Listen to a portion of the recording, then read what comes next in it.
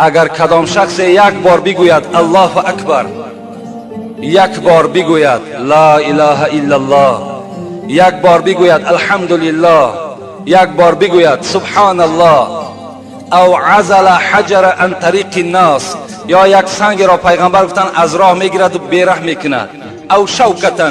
یا یک خار را از راه مسلمان ها بیره میکند، او عزما عن طریق، یا یک استخوان را پیغمبر خدا گفتن از راه بیراه میکند، او امر بالمعروف او نهی عن المنکر، یا امر معروف میکند یا نهی منکر میکند، عدد 60 و 300.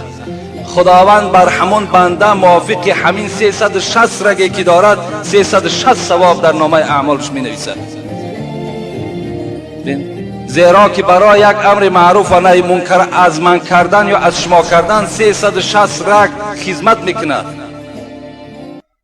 برای یک مسجد قدم زدن پاهایی که حرکت میکند 360 رگ این پایها را در حرکت میدارد. خداوند 360 ثواب در نامه اعمال همه شما امروز کتابت میکند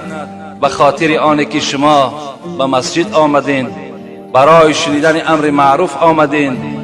و اگر یک بار تکبیر گفته باشین به 360 شما ضربش کنین که خدا این ثواب بر شما نصیب گردانیده است.